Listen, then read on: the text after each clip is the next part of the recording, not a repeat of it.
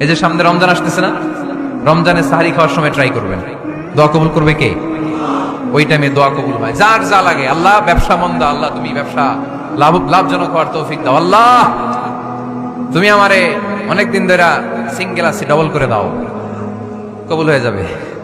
এই মেয়ে, এই দোয়া করা লাগবে না? মনে রাখবেন, নেককার স্ত্রী, নেককার সন্তান আল্লাহর কাছে চেয়ে নিতে হয়। নবীরা চেয়ে নিতেন, যুররিয়া সালেহা নবীরা চেয়ে নিতেন।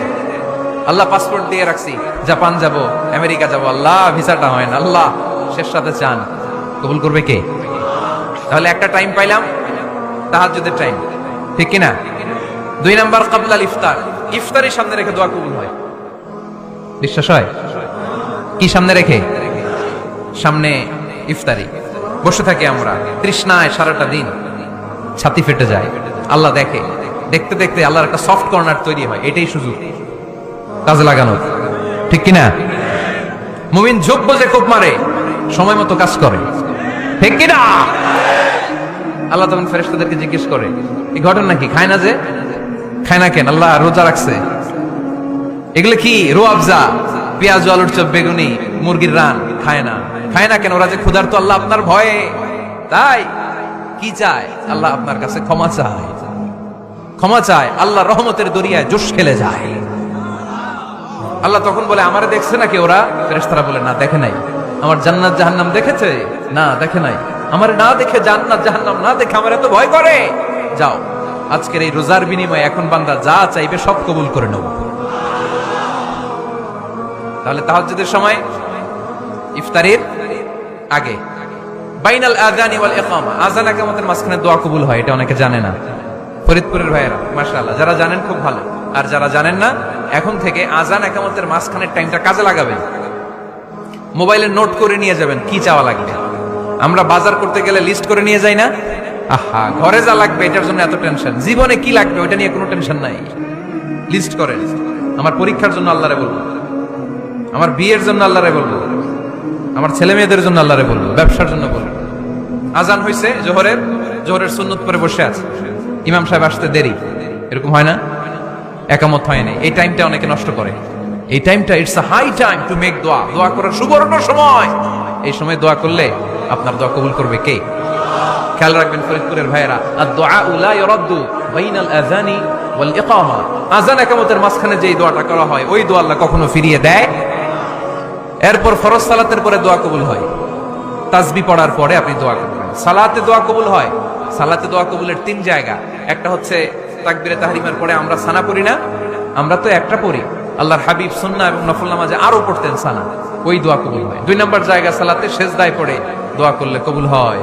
আকরাবু মা ইয়াকুনুল আবদু মির রাব্বিহি ওয়া হুয়া সাজিদ ফাকসিরু ফিহি দুআ, বান্দা যখন সেজদায় লুটিয়ে পড়ে, বান্দা আল্লাহর সবচেয়ে কাছে চলে যায়। দেখা যায় সেজদাটা মসজিদের কার্পেটে পড়েছে, দেখা যায় কপালটা জায়নামাজের উপরে পড়েছে, দেখা যায় সেজদাটা, আমার কপালটা মসজিদের টাইলসে পড়েছে, কিন্তু বিশ্বনবী বলে টাইলসের উপরে না, জায়নামাজে না, তোমার সেজদাটা তোমার রবের কুদরতি পায়ের উপরে পড়েছে।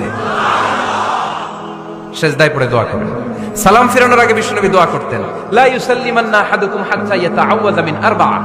আল্লাহর হাবিব বললেন 4 জিনিস থেকে পানাহানা আছে, আমার কোন উম্মত যেন সালাম না ফিরায়। তারা যেন পড়ে, আল্লাহুম্মা ইন্নী আউযু বিকা মিন আযাবিল কবর, আউযু বিকা মিন আযাবি জাহান্নাম, আউযু বিকা মিন ফিতনাতিল মাহইয়া ওয়াল মামাত, আউযু বিকা মিন ফিতনাতিল মাসিহিদ দাজ্জাল।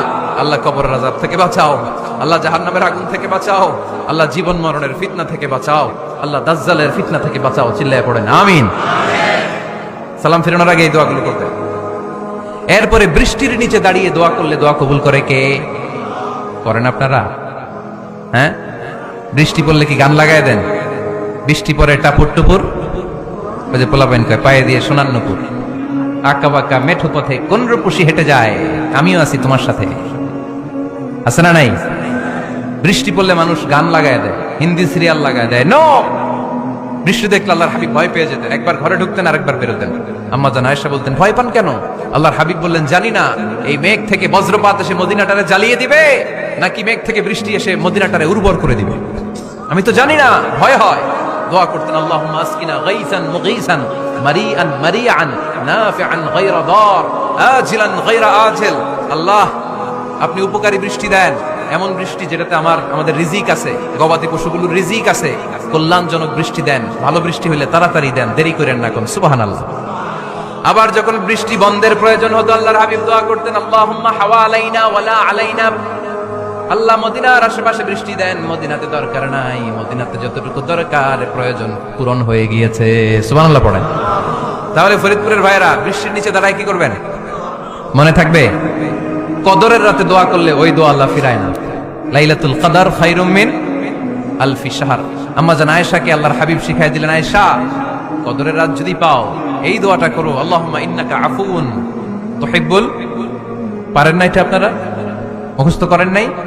আল্লাহুম্মা ইন্নাকা তুহিব্বুল আফওয়া ফাআফু আন্নি। আল্লাহ আপনি ক্ষমাশীল, আল্লাহ আপনি ক্ষমা করাকে পছন্দ করেন, আল্লাহ আপনি আমারে ক্ষমা করে দেন। পড়েন আমিন। জুমার দিনে দোয়া কবুল হয়। আল্লাহর হাবিব বলেন একটা সময় আছে জুমার দিন দোয়া করলে কবুল করে কে? সময়টা কখন? মুহাদ্দিসিন ইকরাম অনেক ইখতিলাফ করেছে। সবচেয়ে গ্রহণযোগ্য মতামত হচ্ছে আসরের সালাতের পরে। জুমার দিন আসরের সালাতের পরে সূর্য ঢলে পড়ার আগে দোয়া করলে কবুল করবে কে? কোরআন খতমের পরে দোয়া করলে কবুল হয়। কোরআন খতম করেন না আপনারা? তারপরে যে দোয়াটা করবেন কবুল করে কে? হজে গিয়ে দোয়া করলে কবুল হয়। আরাফার ময়দানে তাওয়াফ করা অবস্থায় মুলতাজামে দাঁড়িয়ে। হজ উমরা করছেন কারা কারা দেখি? মাশাআল্লাহ, হাত নামান। যারা করে নাই আল্লাহ তাদেরকেও যাওয়ার তৌফিক দিও। একটা জায়গা আছে হাজরে আসওয়াদের কর্নার, তার ডানে কাবা ঘরের দরজা। এই দরজা আর হাজরে আসওয়াদ পাহাড়ের মাঝখানে কাবা ঘরের যে জায়গাটারে আরবিতে বলে মুলতাজাম। আরবিতে কি বলে? সবাই বলেন কি বলে? মুলতাজাম। এখানে দাঁড়িয়ে গা লাগিয়ে দোয়া করলে এই দোয়া আল্লাহ ফিরায় না। আমরা যেন সবাই মুলতাজামে দাঁড়িয়ে দোয়া করতে পারি। খুব ধাক্কা ধাক্কি ওই জায়গায়, সবাই চায় মুলতাজামে দাঁড়িয়ে দোয়া করি, কারণ ওখানে দাঁড়িয়ে দোয়া করলেই কবুল হয়ে যায়। তো ধাক্কা ধাক্কির মধ্যে, অনেক ধাক্কা ধাক্কির মধ্যে এক হুজুর চান্স পাইছে। তো এই মাওলানা ছিল খুব চালাক, মাশাআল্লাহ। উনি অনেক ধাক্কা ধাক্কি করে কোন রকম মুলতাজামের মধ্যে যে গা লাগাইছে, লাগাই একটা দোয়া করছে। দোয়াটা হইতেছে, আল্লাহ জীবনে যত দোয়া করছিলাম আর যত দোয়া করব সব দোয়া তুমি কবুল করে নিও। এটা কইতে দেরি আরেক ধাক্কায় দূরে যেয়ে পড়ছে। কোনো সমস্যা নাই, যা চাওয়ার চাই লইছি। কত বড় চালাক দেখছেন? আল্লাহ বাড়ি দাও, গাড়ি দাও, নারী দাও, খ্যাতি দাও, এটা দাও, ওটা দাও। কয়টা চাবে?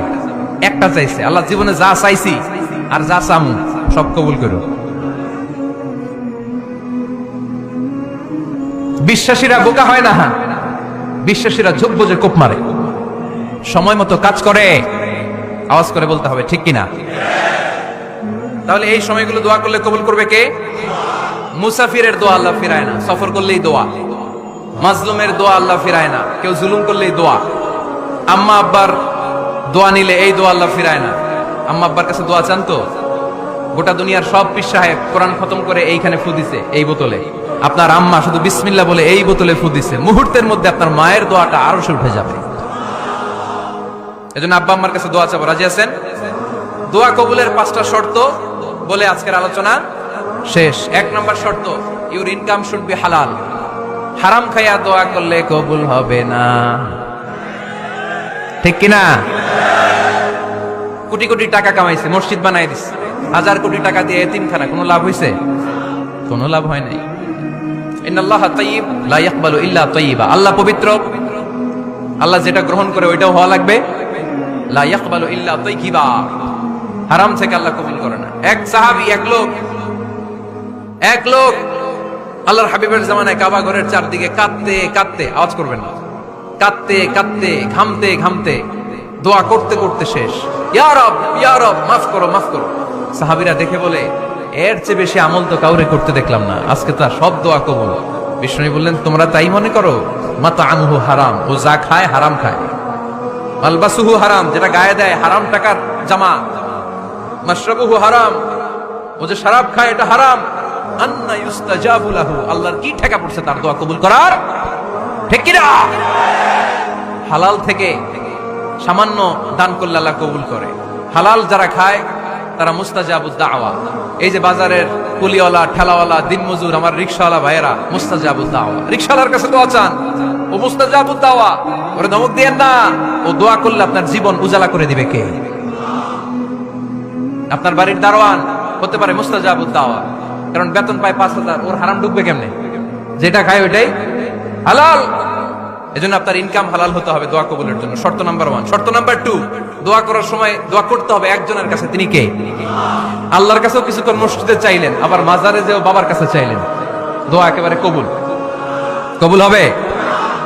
খবরদার, চাইতে হবে একজনের কাছে। তিনি কে?